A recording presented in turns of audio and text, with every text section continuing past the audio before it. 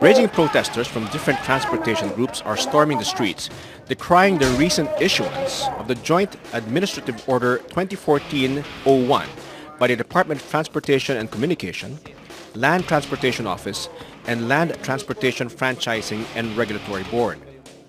The said Joint Administrative Order, issued on June 2, sets higher fines and penalties for various violations of land transportation rules and regulations. The said penalties under the order against colorum vehicles are pegged at 1 million pesos for buses, 200,000 for trucks, 50,000 pesos for jeepneys, 200,000 for vans, 120,000 pesos for taxis, and 6,000 pesos for tricycles for first offenses. Violators' colorum vehicles will also be impounded for 3 months, and the public utility vehicles shall be blacklisted. It took effect last June 19th, threatening the operation of illegal or unauthorized PUVs. A petition seeking to halt its implementation had been lodged at the Supreme Court, but the High Court refrained from issuing a temporary restraining order. The Joint Transportation Order tries to solve the growing number of transportation violations that appear to worsen the past 2 years. Thus, the DOTC stood firm on its order, imposing stiffer penalties for transport violators, including colorum buses, despite protest actions by some transport groups.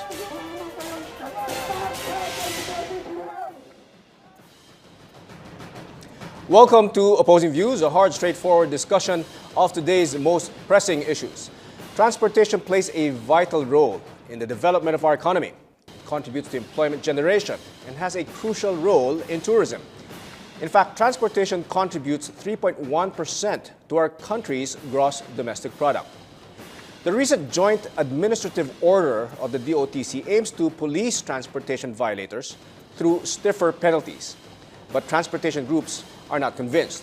So our question for tonight: is the DOTC's Joint Administrative Order imposing stricter penalties for various land transportation violations justified? Good evening, I'm Rod Nepomuceno, and this is Opposing Views.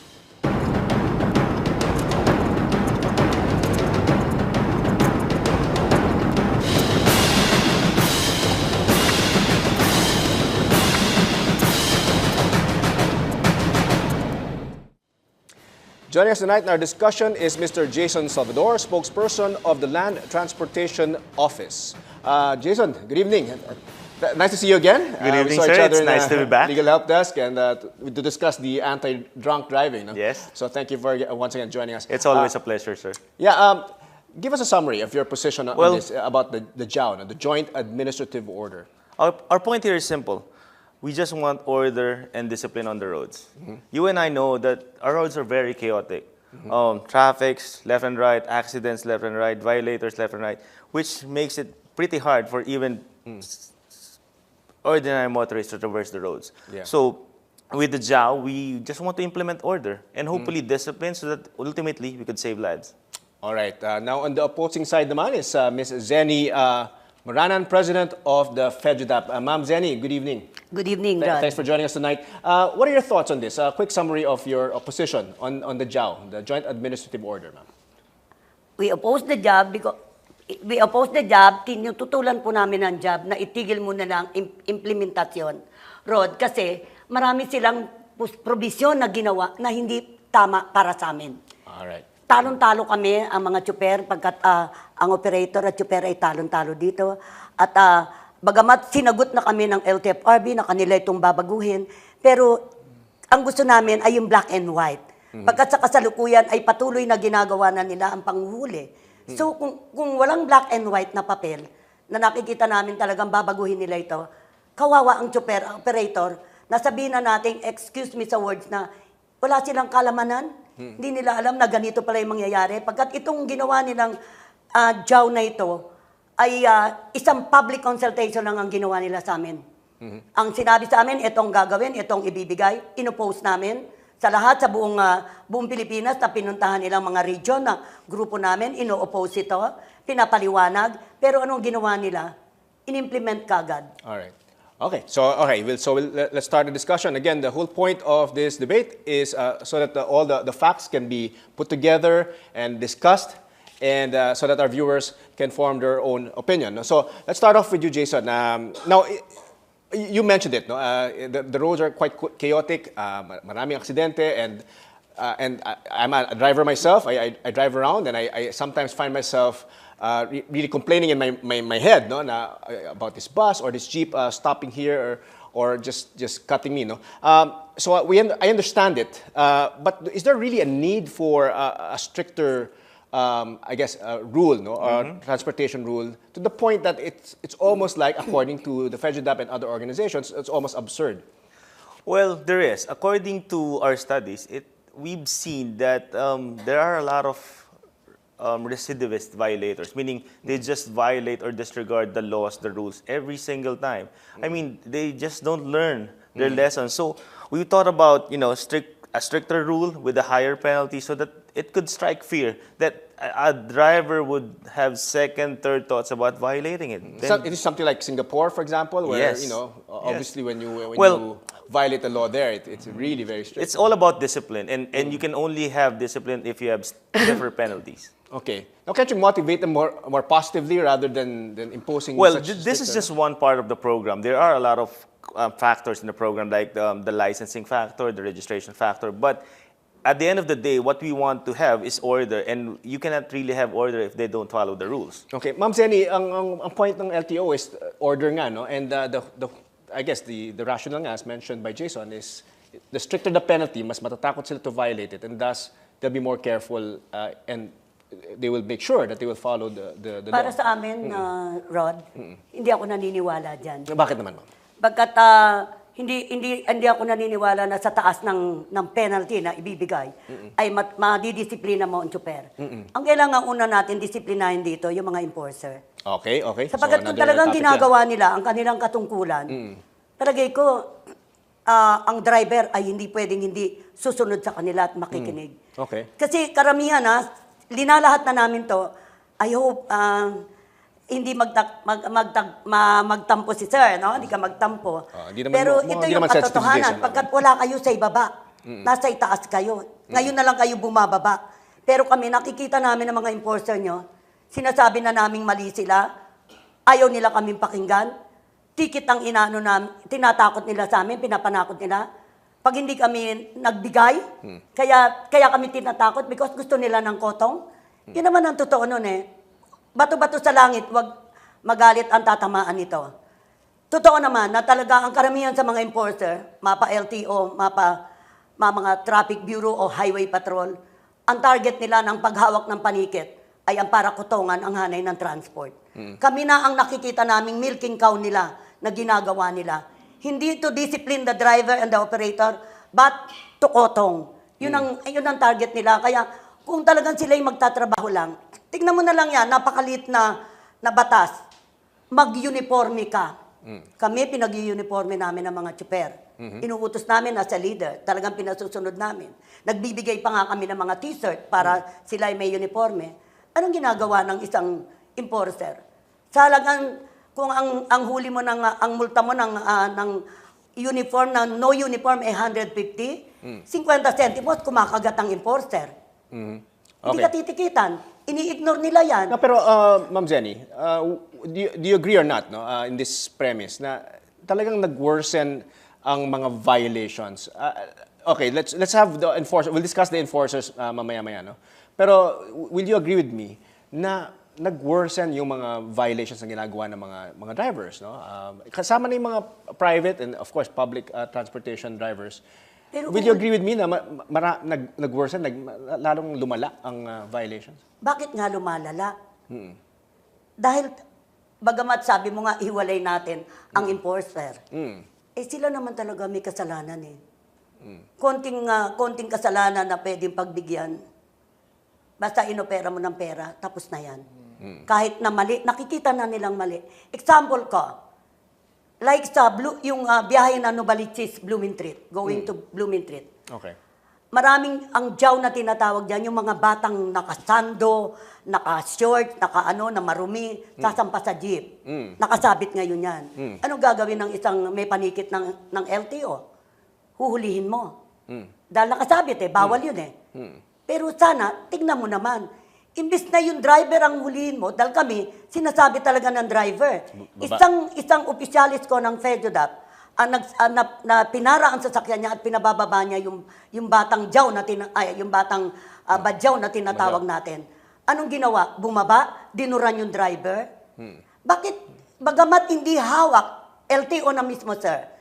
Bagamat hindi nyo hawak ang hulihin yung mga ganyang klase dahil kayo ay para sa mga prangkisa, sa mga penang prangkisa ang tinutumbok nyo. Sana, damputin nyo ito at dali nyo sa tamang kinaukulang ahensya.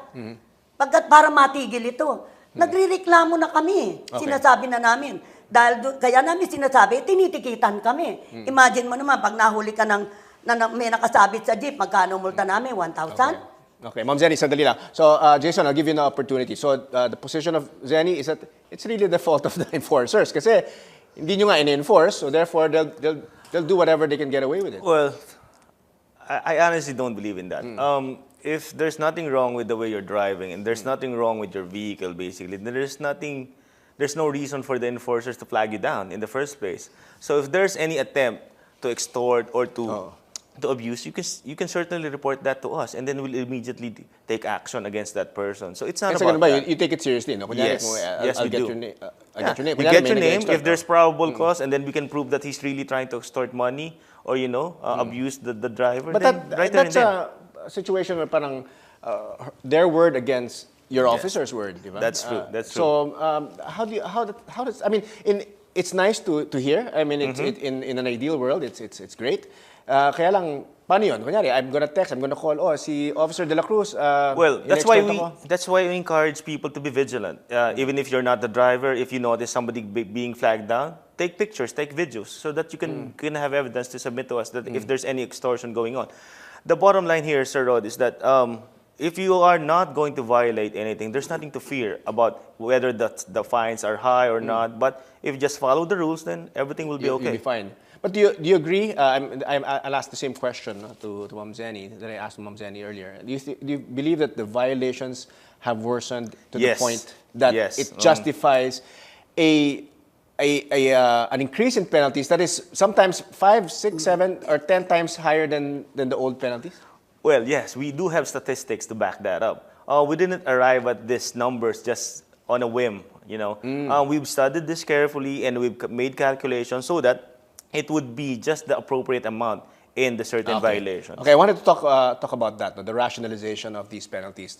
But however, we need to take a short break. Meanwhile, you can react online via Facebook at facebook.com/SolarOpposingViews or tweet your comments at opposing_views. Stay tuned. We'll be right back. Don't go away.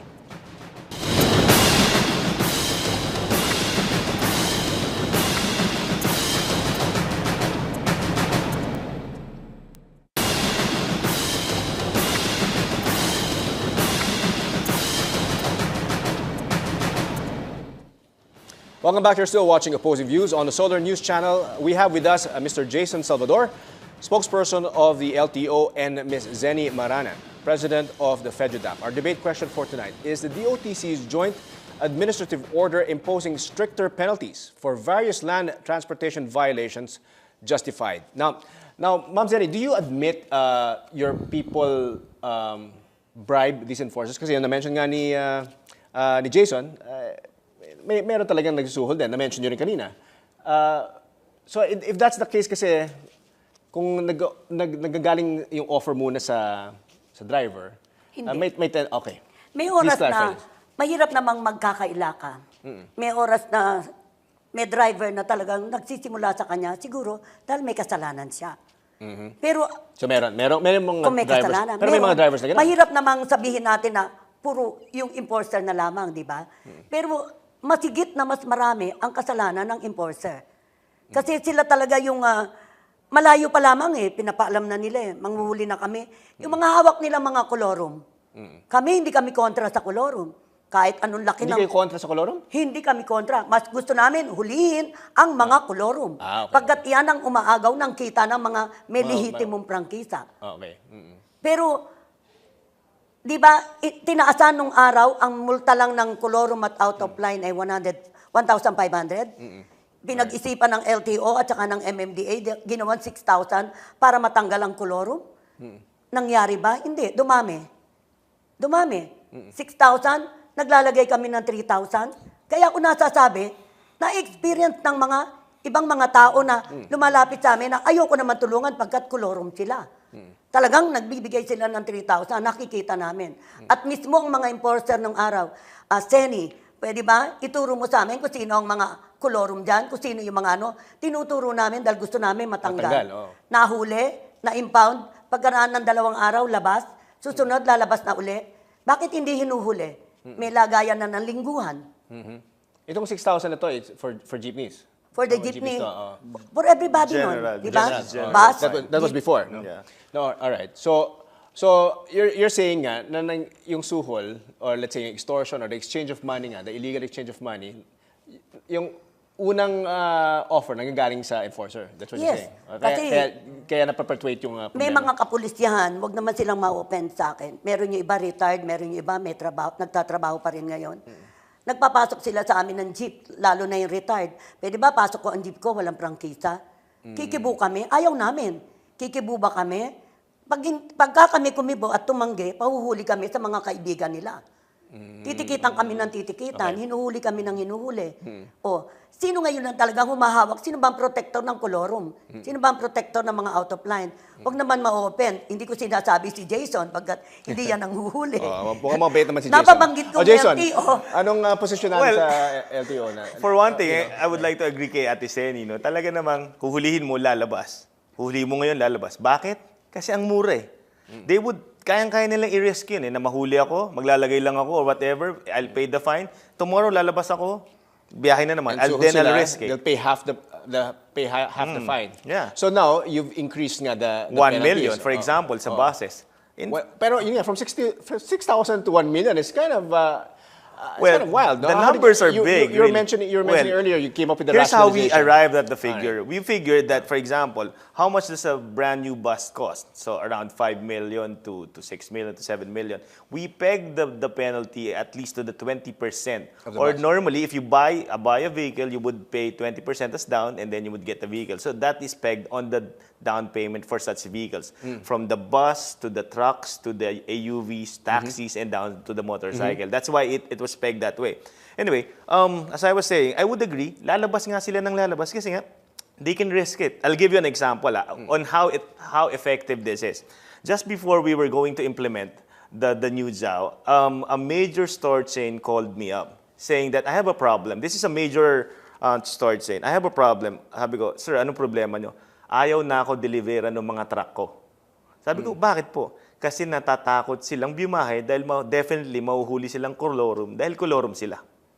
Whereas before, wala lang silang pakialam, deliver. So what happened was, napilitan sila mag-legit. And that's what we want. We just want to regulate it. We want put order. So talagang naayos. Ngayon, ang LTFRB, they're doing their part, they're accepting applications so that all these people would go legit. On the side, how much ba to register, let's say, a bus? Is it that expensive that they will risk? No, it's not that hard, but the franchises are not readily available because up to this point, may moratorium on the issuance. But the thing is, they just can't fly those routes kasi una-una, yun nga, nawawalan ng kita yung mga legitimate. Pangalawa, it's causing chaos. You're not supposed to be there, you're adding up to the traffic. Plus, ang masakit dito, hindi protektado yung mga mananakay. Look, for example, what happened to Florida, if you would remember a few months back, probably in December. The Florida bus got into a very, very bad accident. People died. And they were not covered by an insurance because hindi sila lehitimo. Sinong kawawa?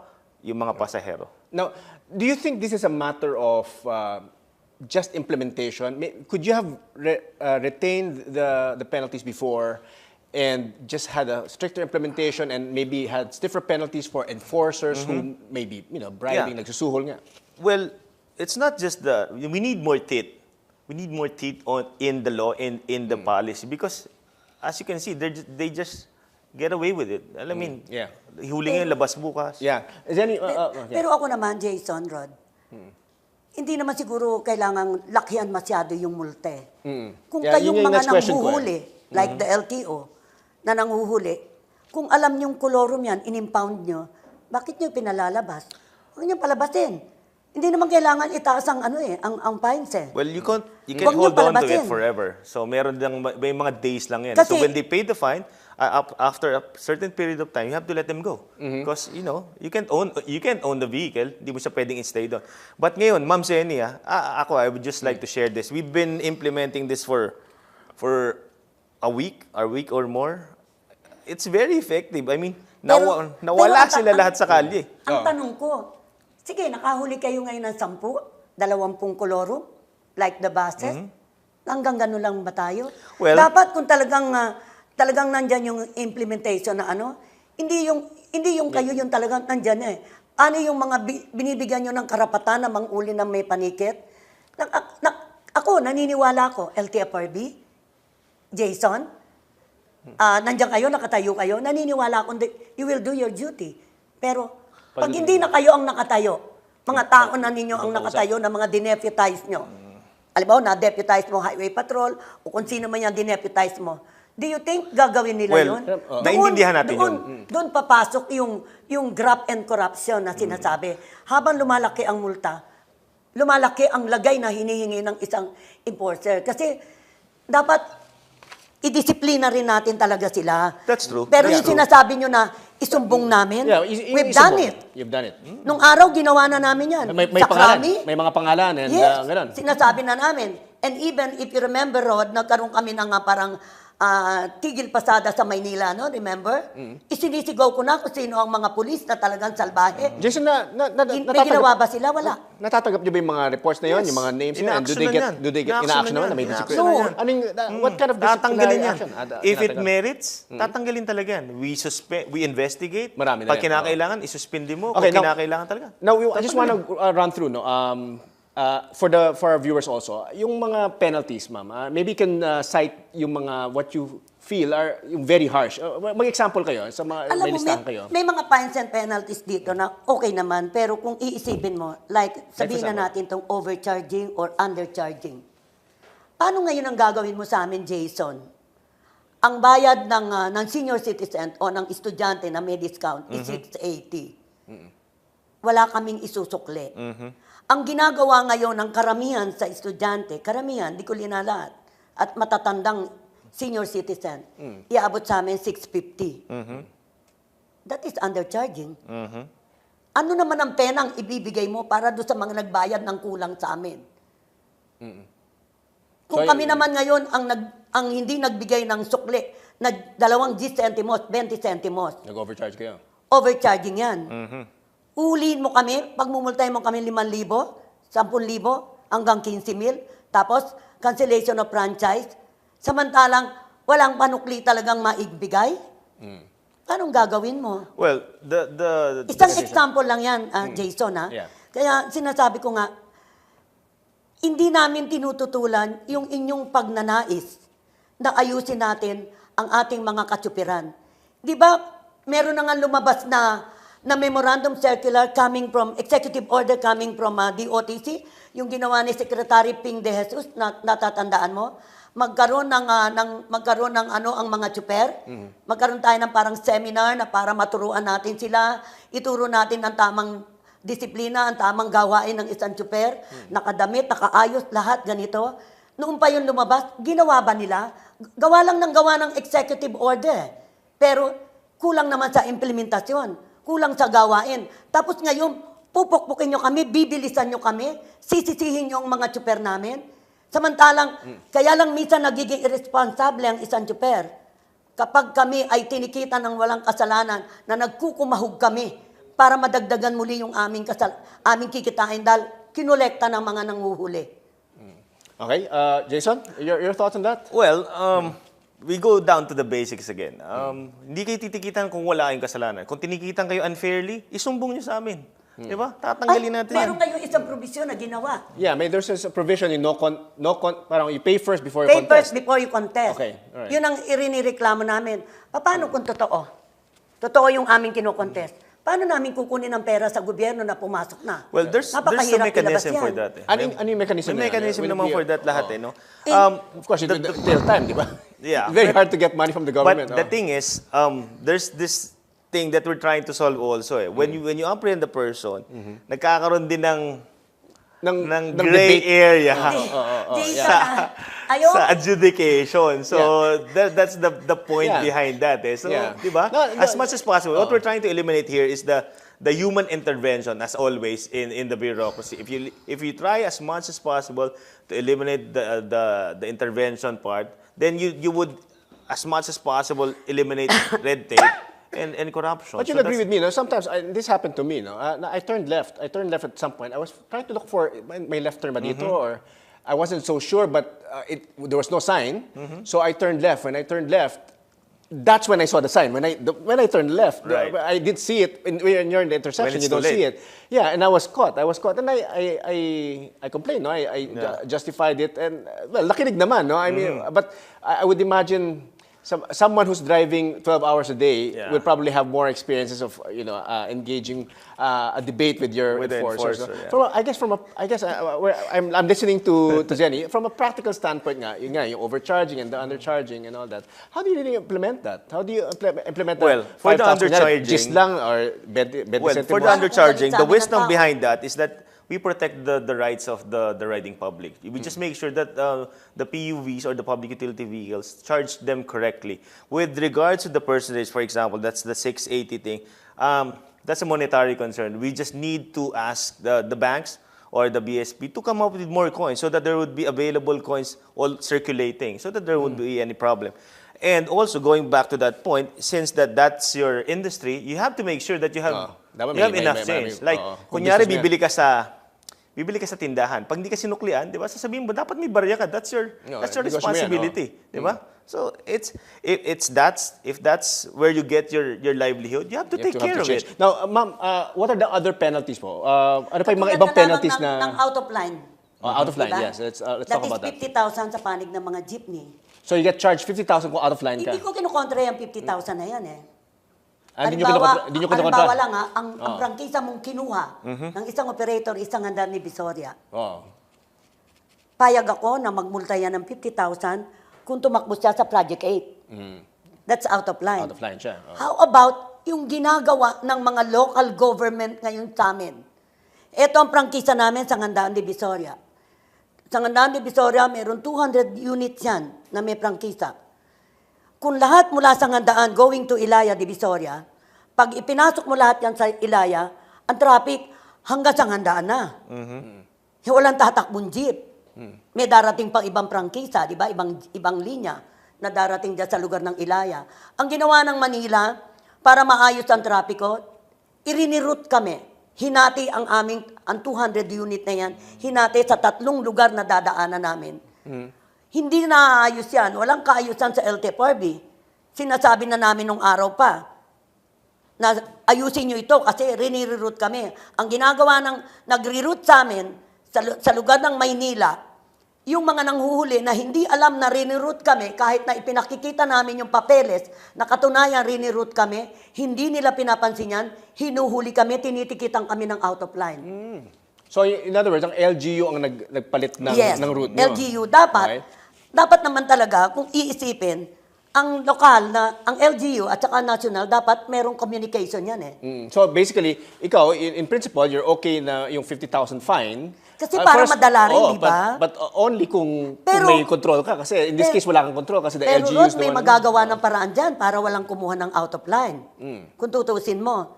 Sa pagbibigay mo pa lamang ng linya sa LTFRB, hindi po ako nagtuturo, ako'y nagbibigay lang ng suggestion.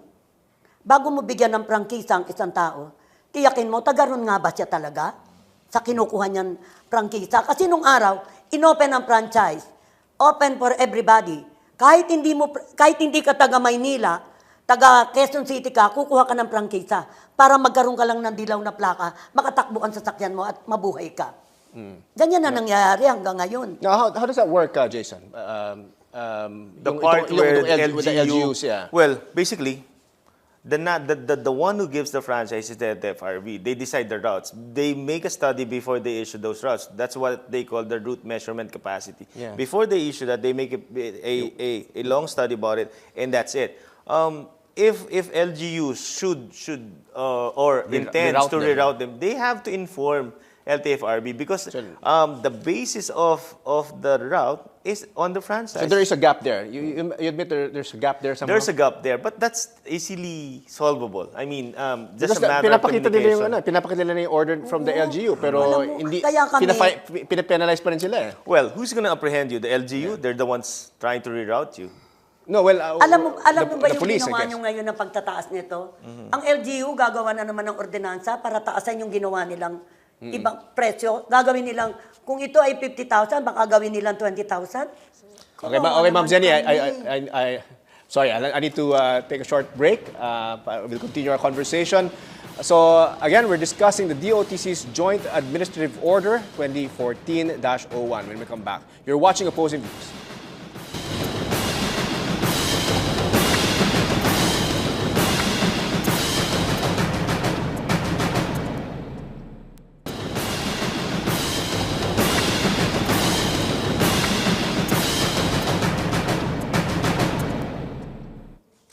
Welcome back. You're still watching Opposing Views on the Solar News Channel. I'm Rod Nepomuceno. Still with us, Jason Salvador, LTO spokesperson, and Zeny Maranan, president of the FEDJADAP. Our question is the DOTC's Joint Administrative Order imposing stricter penalties for various land transportation violations justified. Now, will you agree with me, Jason? The Philippine Chamber of Commerce, the PCCI, they've weighed in on this, on the JAO, and according to them, this joint administrative order will lead to a shortage of trucks, aggravating the ill effects of congestion in the ports of Manila, and of course, increasing their costs. What do you say to that? Well, we can understand their fears, but if I'm not mistaken, we met with the people from the truckers and from the ports this day.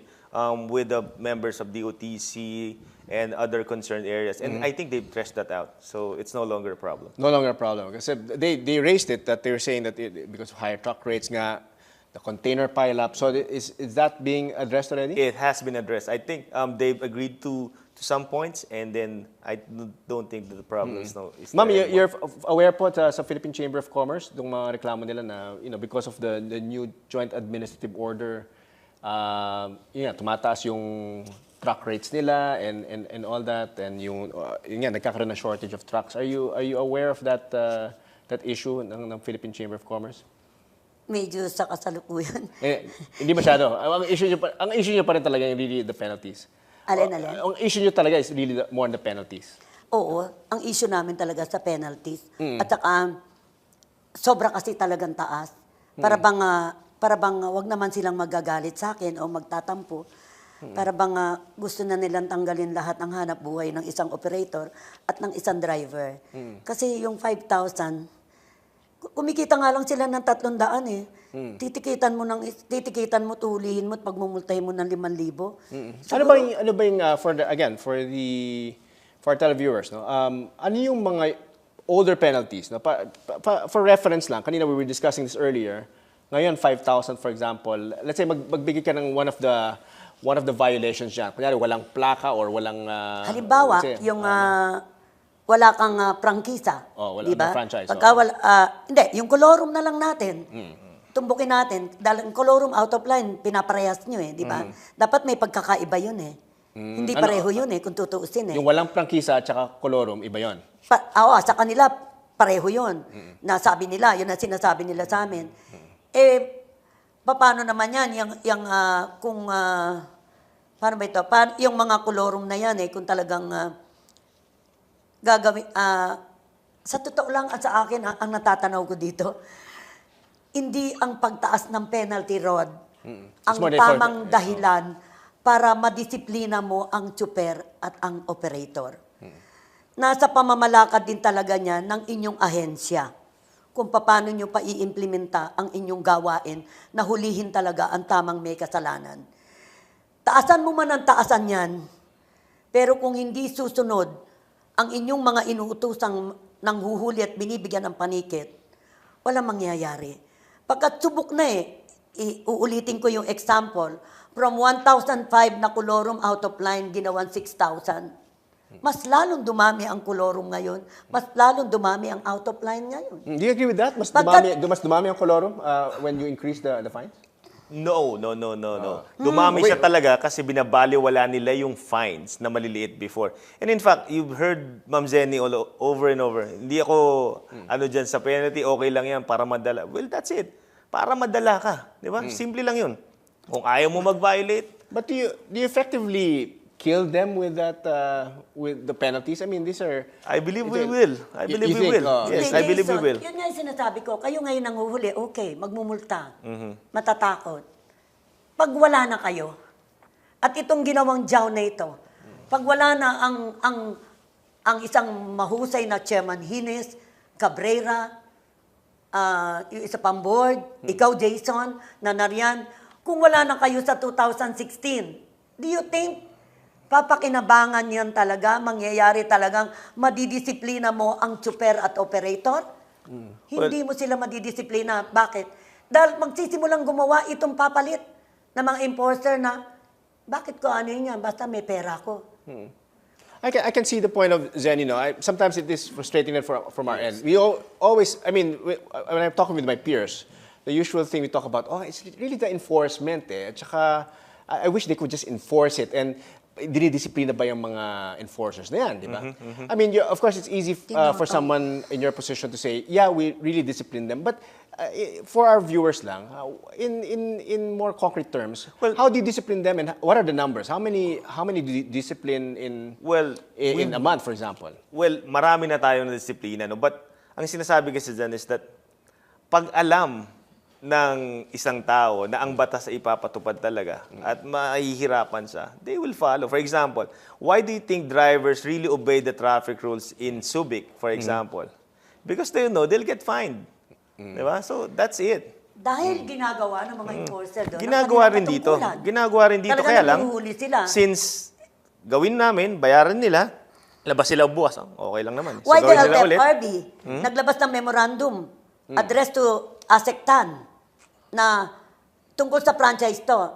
All franchise expired na may dalang extension ng validity, you should not apprehend. Pero anong ginagawa? Yun yung riniriklamo ko sa'yo. There's a loophole in that. Yeah. Supposedly, they have an extension of their franchise.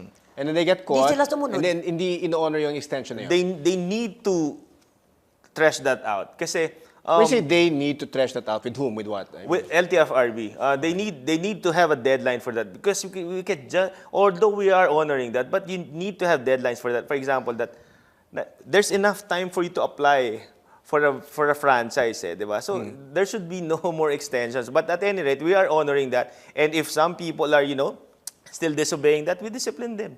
Okay. Now, let me ask Jason. What are your thoughts on? There are some legislators who are saying that this JAO, this Joint Administrative Order, is a reactive response. It's not something that will address, on the long term, the problems of the riding public. More than anyone, the riding public ang nagkakaproblema, di ba? Yeah. The more you implement this, there will be more strikes, di ba? More rallies, actually, they can do that. Always, because they tend to lose their franchises if they do that consistently. But at any rate, we do respect the opinions of our lawmakers that in saying that this might be just a reactive clause. But you have to start somewhere. You have to start somewhere. Otherwise, if everybody's gonna think that way na walang mangyayari dyan, reactive lang to, well, talagang walang mangyayari. We have to start somewhere. And as I've mentioned, this is just a part of the whole reform program. So you have to believe that the government is trying to do something to make things right. I agree with the fact that you increase penalty, normally you get scared, no? And may reaction nga, case in point nga sa Singapore, ganun, talagang the penalties are really, really, really harsh. But nagkaroon ba ng rationalization of these penalties in consultation with their groups? Kasi according to Ma'am Zeny, there was lang ginawa nila. one. No, that's not true. That's true. We That's made true. consultation That's all true. over. Ma'am Zeny In fact, said I've attended the one in Davao, the one in Cebu, and the culminating activity Example here. ko sa'yo, ang Region 1 and Region 2, They did it in Baguio. Hindi yan pinuntahan. Ang pinuntahan lang nila, car. Kaya nagulat ngayon ang grupo ko, ang mga taga-Baguio ko, nandito kaninang umaga, lahat We're not sila. aware. Hindi sila in-inform, nagulat sila sa JAW. Yun yung sinasabi Well, that's ko. not true. We made public announcement. I made the rounds, TV, radio. I kept saying we're gonna have these consultations. We did it in major cities like Baguio, San Fernando, Pampanga, then down south, Bicol. Now, Cebu when you and made these Davao. consultations, did you feel that they were fully represented? Well, we listened. No, but did you feel that they were fully represented? Their Lahat. members, Ang other aminin ko members. sa'yo, maski sa Davao, nandyan ang grupo namin. Lahat sila, nag-oppose sila. Oppose na sinasabi, too much yung mga fines na ginagawa nila. At merong sinasabing mali. Kasi nakikita naman kagad ng driver yun, di ba? Pero anong ginawa? Even ASECTAN, sinabi niya Well, sa for amin. the record, the initial draft was not just among for the fines and penalties, but and for the franchise violations, but specifically for the driver violations, it was higher. It was higher than what was the final output. But because of the Initially, you had consultations, higher. You had higher. we had higher. What was it, 2 million for... No, not really. The franchise violations, yun na yun. Oh, yun na yun. But for the Okay. driver-related, it was higher for the several violations. But because of the public consultations, the ones we had in the provinces and the last one, the culminating activity here in Quezon City, we listened to them. We adjusted it accordingly. Pinapipirma nyo nga kami, sabi namin, baka itong pirma namin, okay na. No. We Nangyari asked yun them, eh. Yun nangyari na, we di ba? asked them for their position One papers. public consultation, tapos nagulat kami, in-announce na ilalabas ng ganitong buwan yung Jenny, It's mga... not nagbigay ba one. kayo ng position paper nyo as mentioned by... We asked Merong mga nagbigay. At least ang ibig sabihin, nandiyan kaharapan lahat. Andiyan ang media noon. Andiyan ang karamihan sa we media. invited media. Isang consultation lang. Kaya sabi namin, dapat magharap pa. Kailan mo ba itutuloy ito? Dahil kasi nag-o-oppose kami. Ang sabi sa amin, maybe July. July. Ha? Nagulat kami, June. Inutos na kagad. Kaya sabi namin, anong klaseng public consultation to? Kami po, hindi kami nagsasalita because para ma-offend kayo o para maano kayo, hindi. Kundi gusto lang naming malaman na wag naman puro sa amin ang sisi. Kasi ang lumalabas talaga sa JAW, ang nakikita namin, pinipilit nila na pinalalabas nila na ang kinukontra namin sa JAW is the colorum. Lilinawin namin sa publiko na hindi po kami kontra sa ginagawa nilang panghuli ng kolorum. Mas gusto namin. Pero kung talagang nagtatrabaho sila, hindi sila lang, at talaga yung mga may panikit nila talaga magtatrabaho, kakapusin yung inyong mga terminal ng pinaglalagyan nyo ng impounding area. Hindi magkakasayan dahil sa dami ng talagang iaano nyo. Now, will there, we're talking about Unti-unti mga long-term solutions. At least, yun nga, ang purpose natin in having this discussion is hopefully we find a long-term solution now. Everyone is happy, although that's usually difficult. But let's say in the case of lifting of moratorium of franchises or other types of long-term solutions, are you looking into that apart from They're just doing the that. penalties? They're studying that right now, and as we speak, they're accepting provisional authorities or applications for trucks, and they're going to issue provisional authorities so that these trucks can fly Can their routes. fly their Yeah, routes. things are working. they're moving But naman. we just need to start somewhere. Okay, all right. We need to take a short break. Please don't go away. When we come back, the results of our online poll on the issue and the final words of our guests. Please stay tuned. You're watching Opposing Views.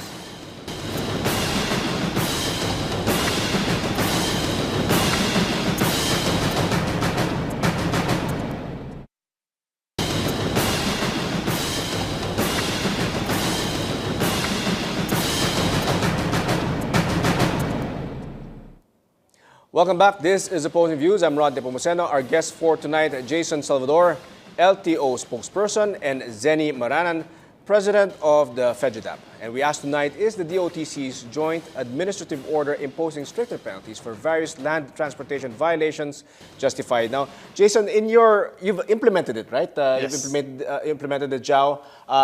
In the span of time that you have implemented it, what is your general assessment? Do you think it's been successful, and do you think this will provide an impetus for a long-term solution? Yes, actually, we believe it's a very successful campaign so far.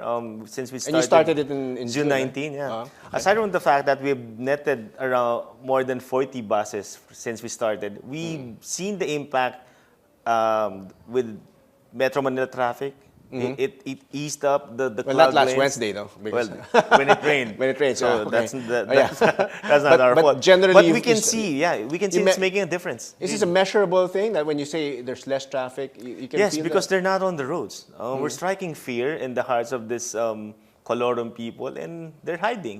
And that's what we want, to get them out of the streets. No, is the problem with the Colorum buses the same as the problem with the Colorum jeepneys, for example? Is the It's magnitude not- the same? No, it's not that big with jeepneys, but the bigger problem is with buses, and then with Yeah, because with, they take up more space. yeah, and then with trucks, and then some AUVs.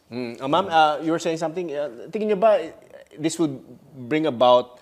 You said earlier na yung the principle of increasing the penalties in and by itself, parang okay sa inyo, di ba? So, but do you think this is a start? Ang sinasabi nga ni Jason, this is a start for a long-term solution. Ang tingin niyo ba this is a good start, yung increasing the penalties? Alam mo kung talagang tutukuyin mo ito, may mga penalties silang tama lamang.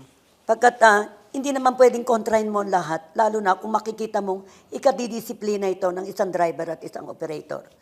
Ang sinasabi lang namin sa JAW, na ginawa na namin ngayon, na ayaw nila kaming pakinggan, nung makita namin ang caravan namin, nakita namin sa TV, na caravan lamang ay marami na apektuhang mananakaw, hindi yan ang target namin.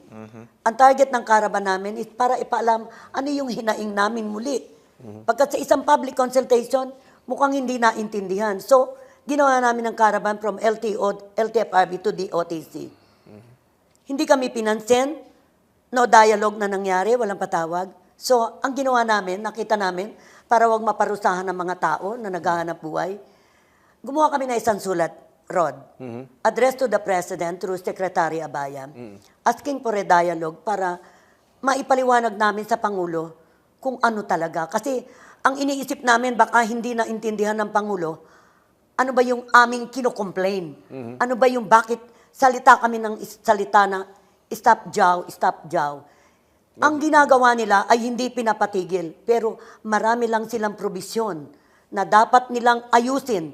Na kung talagang gusto nilang ayusin, bakit ang out of line nagawa ng memo na stop muna for 120 days para ayusin naman namin ang aming mga papeles na may mga problema.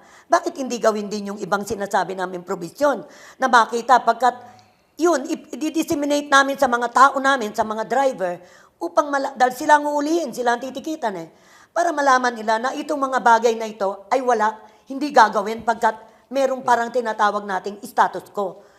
Given you have stakeholders who are obviously complaining, are you continuing the dialogue and the Well, conversation? obviously, we're sensitive to their plight and to what they're feeling. As what Ma'am Zeny just mentioned, we suspended the implementation for out of line until they fix their route. So, we are sensitive to their plight. We're not just doing this like, wala kaming pakialam sa inyo, ipatutupad namin to. We're adjusting accordingly.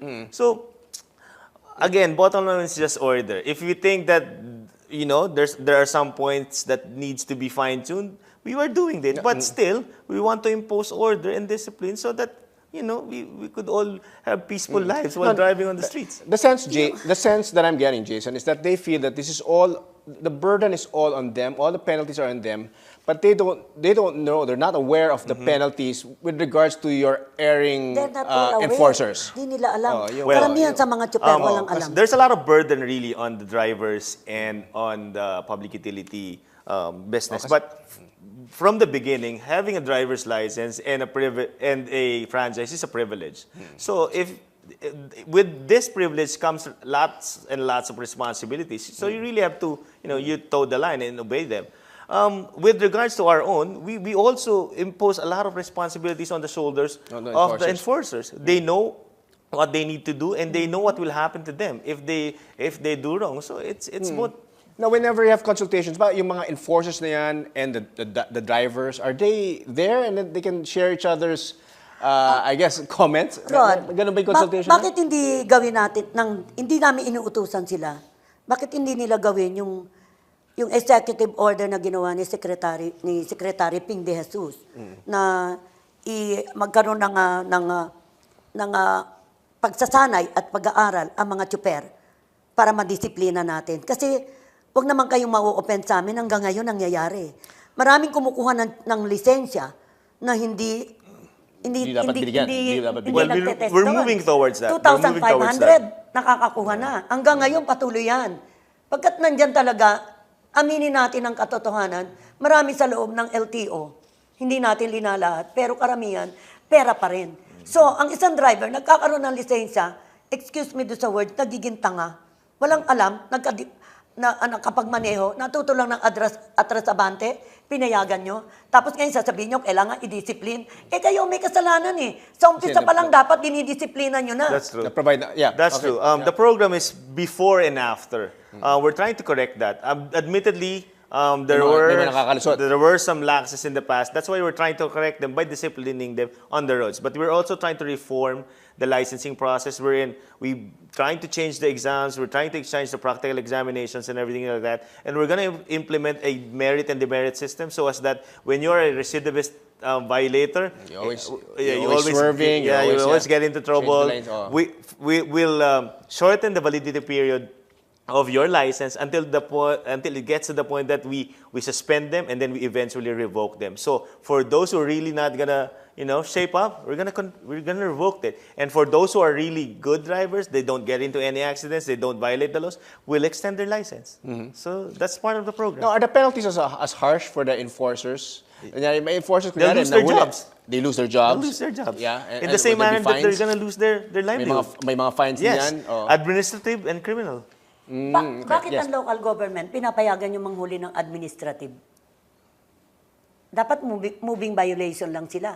Bakit binibigyan nyo sila ng karapatan na makapagawa ng isang ordinansa na penahan kami ng gusto nilang pena?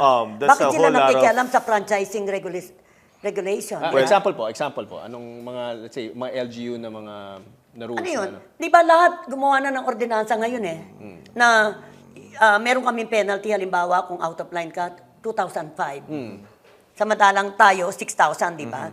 Kasi, double yung penalty? Yes. Well, hindi naman double, but they have their own ordinances, they have their own rules. Well, but with the devolution, right? Because of the local government code, di ba? Na-devolve talaga, may mga powers talaga yung mga LGUs. But, ano naman yun kung iba yung rule ng LGU, iba yung rule ng MMDA, iba yung fine nila, iba yung fine ng MMDA, iba yung fine namin, iisa lang naman ang layunin yan. Disciplina at safety on the roads. All right. Now we've reached. We have a few minutes left. Yes, ma'am. I'm going to ask you to summarize. Isa lang tama yung layunin mo. Before the final words. Yeah, go ahead. Siguro pinakamaganda, Drivers Academy para sa tsuper. Implement natin upang maturuan natin sila. Pakiusap. Huwag sobrang taas ng inyong fines and penalties na ginawa. Pag-aralan nyo munang mabuti. Alam namin na maganda ang inyong intensyon, ang inyong layunin, pagkat yan din ang layunin namin, like me as a leader. Gusto ko i-disiplina talaga ang mga tsuper at operator, dahil may mga pagkukulang sila. Pero, ang aming pananaw, pinapatay nyo kami. Sorry. No, that's okay. Well, unfortunately, we reached the final portion of our show. And maybe this is the time to do that. No? Jason, your final words to our viewers. Gusto lang natin ipaunawa sa ating transport industry na itong mga fines and penalties na to ay hindi nilagay dyan upang patayin kayo, upang harangin ang inyong hanap buhay. Nilalagay natin to upang magkaroon ng kaayusan sa lansangan, magkaroon ng order, at ultimately, makapagligtas ng buhay. Kasi kung walang disiplina, walang order, maraming disgrasya, magulo, para lahat delikado. Alright, thank you very much, Jason Salvador of the LTO, of course. Ma'am Zeny, your final words para sa amin mga naman, viewers. nauunawaan namin kayo sa inyong gusto para sa amin, pagkat ito'y para sa kabutihan namin, yun ang inyong pananaw. At natutuwa naman kami, pero isa lang, bago nyo ipa-implement ang isang bagay, pag-aralan muna nating maigi, pag-usapan nating maigi, magkaroon ng complete dialogue, nang hindi sa isang usapan lamang ay tapos na. Ibahagi nyo kami, pagkat kami ang tatamaan sa bawat gagawin nyo. Ang mga tsuper ang mahihirapan, ang operator ang mahihirapan, sa bawat ididesisyon nyo na taas ng fines and penalty. Dahil alam namin, hindi nagagamot ito, kundi lumalaki lamang ang graft and corruption. And yan ang layunin namin dito sa Opposing Views para magkaroon ng discussion. And we started right here. Okay, so it's perfect. You were able to air your side. You were able to air your side for the benefit of our televiewers. Again, thank you very much, Jason, and thank you very much, Ma'am Zeny. Again, our guests, Mr. Jason Salvador, spokesperson of the Land Transportation Office, and Ms. Zeny Maranan, president of the FEDUDAP. Now let's feel the pulse of our viewers through our online poll. Our question, is the DOTC's Joint Administrative Order imposing stricter penalties for various land transportation violations justified? Those who answered yes, they're justified is 40%. Those who answered no, 60%.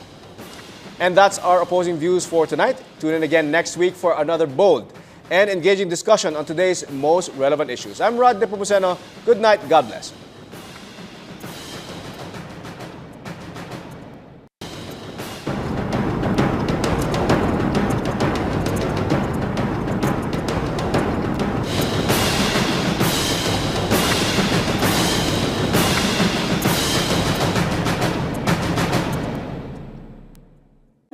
Hindi nila alam na ganito pala yung mangyayari. Pagkat itong ginawa nilang JAW na ito ay isang public consultation lang ang ginawa nila sa amin. Ang sinabi sa amin, itong gagawin, itong ibibigay, inopost namin sa lahat, sa buong Pilipinas na pinuntahan nilang mga region na grupo namin, ino-oppose ito, pinapaliwanag. Pero anong ginawa nila? In-implement kagad. All right.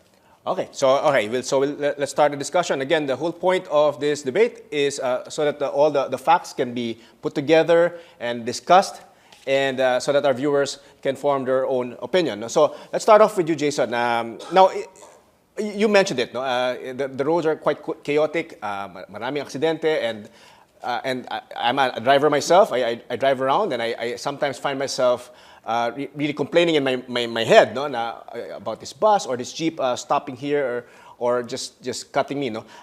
So I understand it, but is there really a need for a stricter, I guess, rule, no, transportation rule, to the point that it's almost like, according to the FEDUDAP and other organizations, it's almost absurd?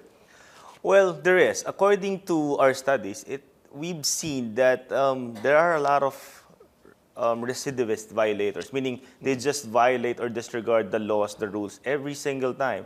I mean, they just don't learn their lessons. So we thought about, a stricter rule with a higher penalty so that it could strike fear that violations that appear to worsen the past 2 years.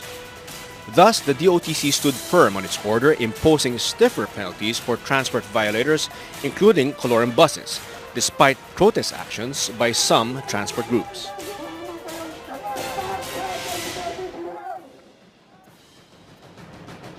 Welcome to Opposing Views, a hard, straightforward discussion of today's most pressing issues. Transportation plays a vital role in the development of our economy.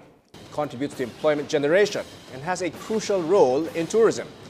In fact, transportation contributes 3.1% to our country's gross domestic product. The recent Joint Administrative Order of the DOTC aims to police transportation violators through stiffer penalties. But transportation groups are not convinced. So our question for tonight, is the DOTC's Joint Administrative Order imposing stricter penalties for various land transportation violations justified? Good evening, I'm Rod Nepomuceno, and this is Opposing Views.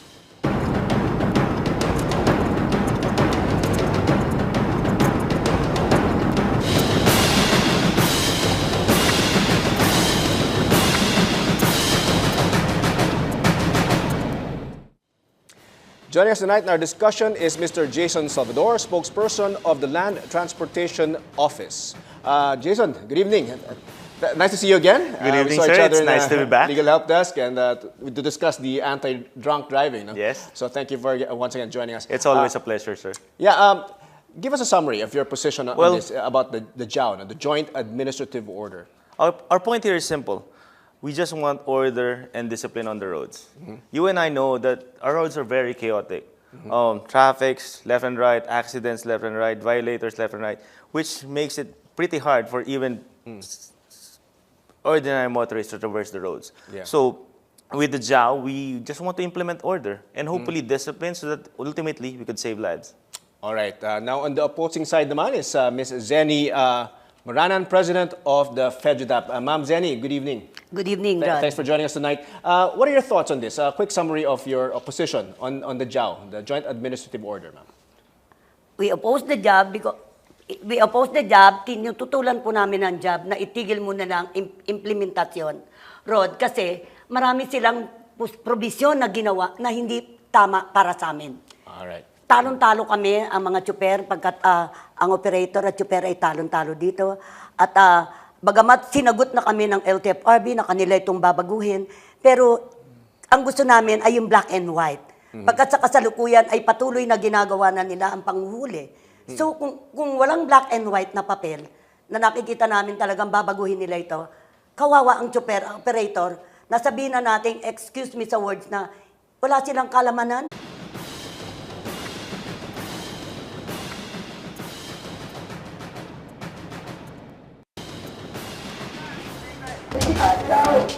Raging protesters from different transportation groups are storming the streets, decrying the recent issuance of the Joint Administrative Order 2014-01 by the Department of Transportation and Communication, Land Transportation Office, and Land Transportation Franchising and Regulatory Board.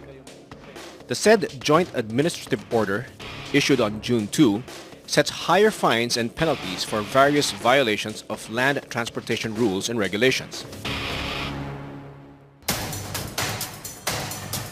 The said penalties under the order against colorum vehicles are pegged at 1 million pesos for buses, 200,000 for trucks, 50,000 pesos for jeepneys, 200,000 for vans, 120,000 pesos for taxis, and 6,000 pesos for tricycles for first offenses.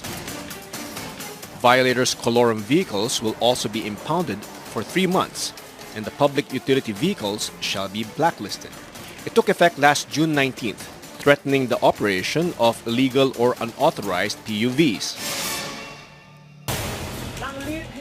A petition seeking to halt its implementation had been lodged at the Supreme Court, but the High Court refrained from issuing a temporary restraining order. The Joint Transportation Order tries to solve the growing number of transportation. A driver would have second, third thoughts about violating it. It is something like Singapore, for example, where, Yes. obviously when you Well, violate the law there, it's really very strict. It's all about discipline, and you can only have discipline if you have stiffer penalties. Okay. Now, can't you motivate them more positively rather than imposing Well, such this is stricter- just one part of the program. There are a lot of factors in the program, like the licensing factor, the registration factor. But at the end of the day, what we want to have is order, and you cannot really have order if they don't follow the rules. Okay. Ma'am Zeny, ang point ng LTO is order nga, no? And I guess the rationale nga, as mentioned by Jason, is the stricter the penalty, mas matatakot sila to violate it, and thus they'll be more careful and they will make sure that they will follow the Para law. sa amin, Rod, hindi ako naniniwala dyan. Bakit naman, ma'am? Pagkat hindi ako naniniwala na sa taas ng penalty na ibibigay ay madidisiplina mo ang tsuper. Ang kailangan una natin disiplinahin dito yung mga enforcer. Okay. Sapagkat kung another talagang topic ginagawa nila ang kanilang katungkulan, palagay ko ang driver ay hindi pwedeng hindi susunod sa kanila at makikinig. Okay. Kasi karamihan linalahat na namin to, I hope hindi magtampo si sir, no? Hindi ka magtampo. Hindi naman Pero mo- ito hindi yung naman sensitive, katotohanan, Jason. pagkat wala kayo sa ibaba, nasa itaas kayo. Ngayon na lang kayo bumababa. Pero kami, nakikita namin ng mga enforcer nyo, sinasabi na naming mali sila,